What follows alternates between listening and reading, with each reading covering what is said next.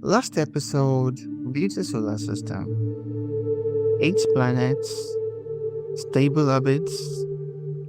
Nobody fell into the sun, so naturally, I got ambitious. Let's see if we could build a planet that could actually support life.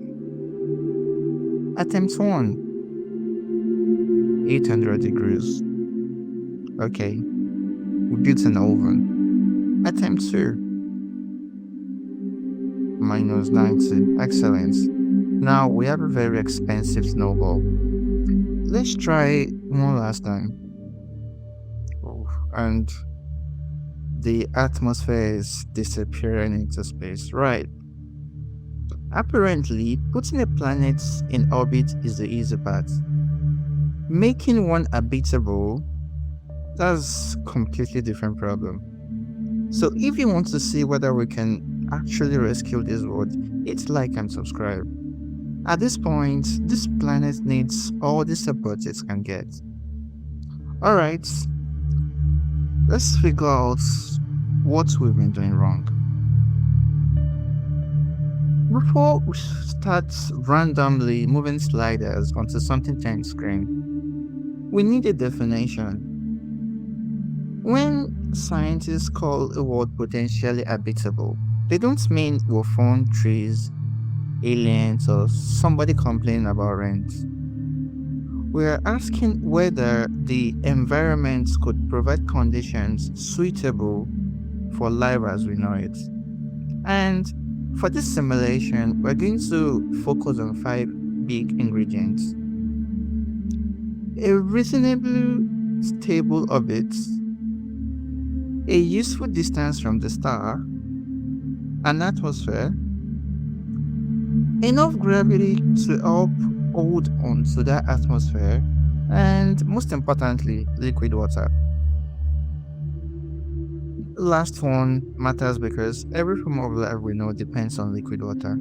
So, our mission is simple: build a rocky world where those conditions can persist. Before I run it, which variable do you think is going to cause us most trouble? Temperature, atmosphere, gravity, water, or the orbit? Drop your predictions in the comments and let's see if you're right. Simple. I know.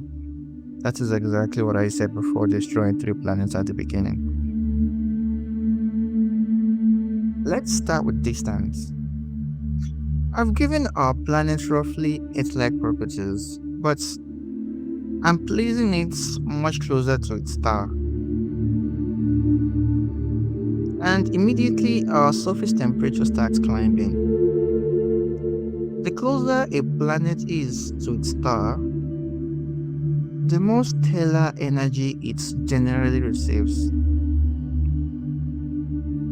Move far enough inward, and keeping surface liquid water becomes a serious problem. Our oceans begin evaporating, and once the surface becomes far too hot for stable liquid water, this world stops looking very friendly to life as we know it. So lesson number one: closer is definitely not better. Let's move the planet outward. Okay, if close is bad, we'll go further away, much farther. Wait, no. Now the ocean is freezing. We've gone from oven to freezer in under a minute. And this is where the Goldilocks zone comes in. It is the region around the star where a suitable atmosphere, temperature, could allow liquid water to exist on a planet's surface. Too close can be too hot. Too far can be too cold. Somewhere in between is a range where liquid water becomes possible. And liquid water is such a big deal because it gives molecule a medium to dissolve, move around, and take part in the chemistry used by life on Earth. But there is an important catch. Being in the habitable zone does not mean a planet has life. It doesn't even guarantee the planet is habitable. It's more like getting through the first round of an extremely unfair interview. Distance matters, but distance isn't enough. So let's put our planet at a much better distance. Now, temperature looks promising. We did it? No. Because now we have to deal with atmosphere. And atmosphere isn't just decoration around the planet. It helps shape surface temperature and pressure. With too little atmosphere, the surface condition we're trying to maintain can become difficult to sustain. And with the wrong amount of greenhouse warming, temperature can swing in the other direction. So, we're adding an atmosphere carefully. Not because we're trying to copy it perfectly. We're trying to create a world where surface condition can stay suitable for liquid water. Okay, that's better. But our atmosphere has another problem. Our planet has to keep it.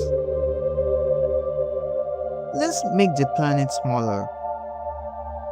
Yeah, that's not helping. Gravity does more than keeping your phone committed to hitting the floor screen first. A planet's gravity also helps us retain atmospheric gas. If two otherwise similar worlds have different gravity, the one with the stronger gravity generally makes it harder for gas molecules to escape into space. That doesn't mean more mass equals more habitable. Real atmospheres depends on a messy combination of gravity, temperature, radiation, chemistry, geology, and time. But for our simplified experiments, making these worlds so small is making atmospheric retentions harder. So let's bring the planet back towards an Earth-like scale. Gravity good, atmosphere staying, temperature promising, water. Let's find out. Time for the final scan. Stable orbits, check. Suitable temperature range in our model, check. Atmosphere, check. Enough gravity for the simplified atmosphere model, check. Liquid water, check. So, did we just create a living planet? No. And that is probably the most important part of the entire experiment. Habitable does not mean inhabited.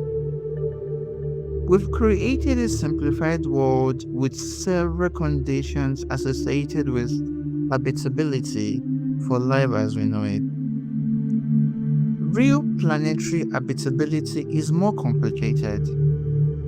The star matters, the atmosphere's chemistry matters, radiation matters, geology matters, long-term climate matters, and there are probably variables we haven't even thought about. So this isn't Earth 2.0, but it's the first world we've built where life doesn't immediately look impossible. Look at what we've built. A star, a stable orbit, an atmosphere, clouds, and oceans. A world where, at least in our simplified simulation, some of the ingredients for life as we know it can exist together. And somehow, I think that's more impressive than just making the dashboard 10 green. Because every failed planet taught us something. Too hot, too cold, too little atmosphere, too little gravity. Change one rule and you can completely change the world. But there's still one problem. There is absolutely nothing alive here. So next time, we're going to try something slightly ridiculous. Can we code live?